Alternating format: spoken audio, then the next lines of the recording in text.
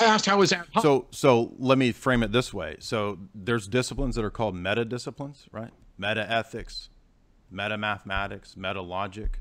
These are real disciplines that people study. Now, one could say that they're not real disciplines and dismiss it or whatever. But when we talk about giving a justification or giving an explanation for things, or explaining how they could be in the rest of one's worldview, I don't think that that's an invalid question. And you've said that you don't believe that it needs a justification.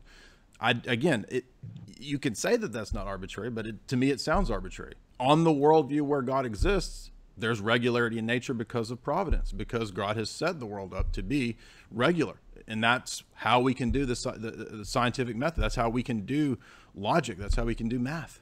The world operates in a regular way.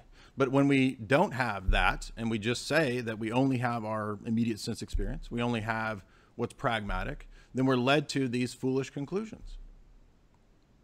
Well, I would reply by saying that you claim to be a proponent of the skeptical tradition, that you're within that tradition of skepticism. And I'm very read in that tradition, and I respect a lot of areas of the skeptical tradition. But whether we go back to Descartes and his meditations when he begins to question things, or whether it's Hume, or whether it's the more modern skeptics, they're very interested in questioning justification, questioning epistemic claims, questioning meta level questions. They're asking all those meta level questions. They're very interested in how we do or can't justify laws of logic, numbers, all those different things. So it's not unfair to bring those issues up, because they're the heart of the issue, especially in the history of epistemology. I mean, you can read an epistemology textbook that's common, Bonjour, something like this, and you'll find that the whole of the textbook is debates about coherentism and foundationalism and justifying claims.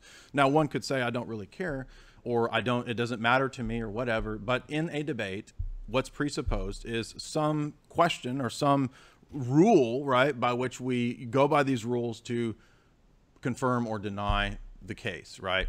And I think what you've missed, or tended to miss, is that the transcendental argument is not just an argument that's a reductio against some other position. It's a positive argument that's about all of those transcendental categories. And if those transcendental categories are actually necessary, and if they're actually very strong arguments themselves, then the argument for God itself is also strong, and it's also a positive argument. It's not just a negative argument about, well, I can find a flaw in your worldview, therefore mine's true. That's not the totality of the argument. The totality of the argument is that this worldview is coherent because I can look at all those different paradigmatic claims and preconditions, and they make sense, they're coherent. When I look at the system over here, and you can say I don't have a system, you can say, I'm not saying that you said that, but a person could say as a skeptic, I don't have a holistic system, I just have the best that I can go by with maximal certainty and pragmatic approaches.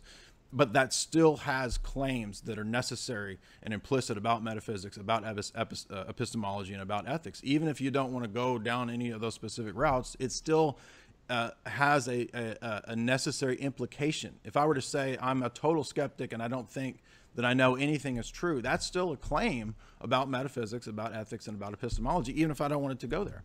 It is pretty consistent with a coherence type of view in terms of epistemology. So I would say that if one makes a fundamental paradigmatic flaw in one's epistemology, then their worldview and their system completely breaks down and is incoherent. Like, for example, if I say, I don't believe that there's an external world, right, or something like this, this would be so fundamental. If I don't believe that there's logic, right, that would be so fundamental that our whole system would collapse. And again, historically, nobody's had a problem asking, can we investigate and justify these kinds of claims? And I know that Matt's not saying that you can't ask those things, but he's saying that he's not convinced that there is a need to justify those kinds of claims and those kinds of positions. And again, I still think that it's arbitrary to say that I don't know and they don't require it, because if you're going to utilize things, if you're going to believe in things and act as if those things are the case, there's nothing wrong with me in a debate asking for the justification for those kinds of things, because it's the same kind of question that you would ask about a theist. Now, the argument is that, and Matt many times said, but you're saying that God is circular and you don't have to give a justification for God. I'm saying that the justification for God is the transcendental argument, and all systems ultimately are circular at their root. Yes, absolutely. Because you can never ultimately get past some final authority, right? But to say that that's not an argument, as I think just flatly incorrect. It is an argument. It's a transcendental argument, and transcendental arguments are valid arguments. Now, again, one could deny that, but the fact that if we deny transcendental arguments leads us to absurdities, that's the reductio, right? And that would prove that they are valid arguments in a logical sense if something leads to a reductio, right?